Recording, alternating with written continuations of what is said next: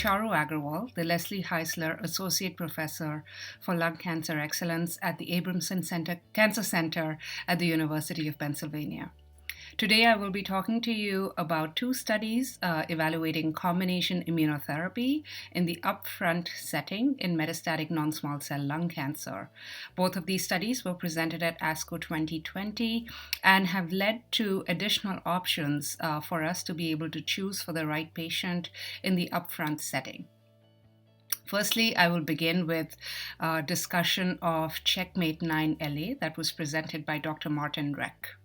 This was a study evaluating combination chemoimmunotherapy using a quadruplet approach, using nivolumab and ipilimumab along with 2 cycles of chemotherapy versus 4 cycles of platinum-based chemotherapy for metastatic non-small cell lung cancer, again in the first-line setting. For eligibility criteria, these were pretty standard. These were stage 4 patients with newly diagnosed or recurrent non-small cell lung cancer that had not received any prior systemic therapy.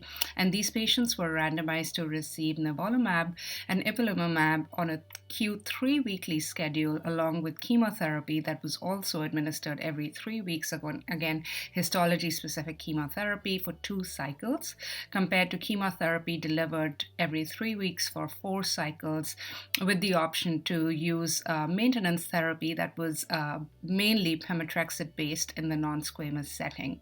719 patients were randomized to each of these arms, and we heard data on overall survival as well as efficacy in terms of disease-free survival and side effect profile presented, as I said, at this year's ASCO meeting. Therapy was continued until disease progression or unacceptable toxicity, or for 2 years for immunotherapy. For the primary endpoint of overall survival, there was a significant benefit of this quadruplet as compared to chemotherapy alone. Median overall survival for the quadruplet came in at 15.6 months versus 10.9 months for chemotherapy with a hazard ratio of 0.66. The 1-year overall survival for the quadruplet arm was 63% compared to 47% for chemotherapy alone, representing a statistically significant improvement and an improvement as well as prolongation of overall survival using this quadruplet. We also saw updated analysis and presentation of 3-year overall survival data from the CheckMate 227 study, which I will discuss with you next.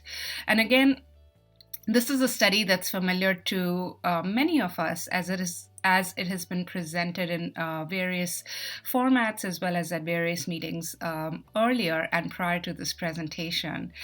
Just to remind everyone, CheckMate 227 was also a study that was designed in the frontline setting for metastatic non-squamous non-small cell lung cancer.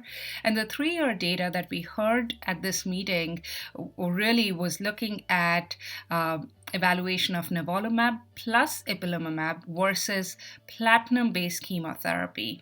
I would like to remind everyone that this trial did look at other combinations such as nivolumab plus chemotherapy. However, that's not something that I'm going to be discussing today, and we're going to focus on the doublet immunotherapy versus the platinum doublet chemotherapy arms. 3-year overall survival data with nivolumab and ipilimumab looked quite impressive, especially in the PD-L1 greater than 1% cohort.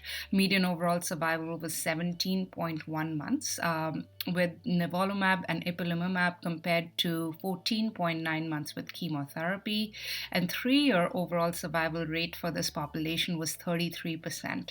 And I do think that we saw this incredible tail to the curve that we would like to see when we use dual immunotherapy blockade. And I think that's the key takeaway from this trial, is that for a certain subset of patients, we are able to really give them benefit that leads to this tail of the curve that we all wish to deliver to our patients.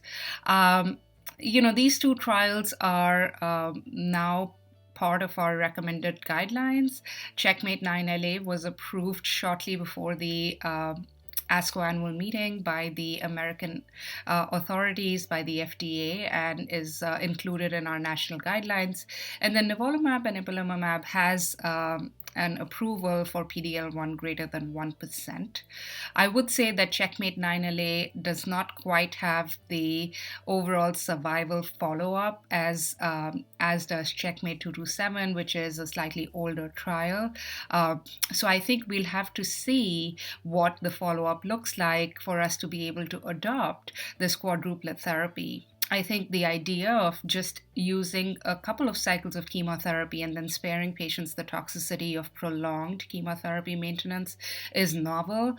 And I do think that it would be interesting option to use, especially to avoid some of the toxicities that we see with prolonged chemotherapy. But again, I think at this point in time, I do base some of my decisions on PD-L1 status and tend to use immunotherapy as monotherapy approach for my patients that have high PD-L1 expression, and perhaps consider a triplet for patients that have low PD-L1 expression. But I think we have to weigh these two trials very carefully into our management decisions and make choices appropriately. Thank you for listening.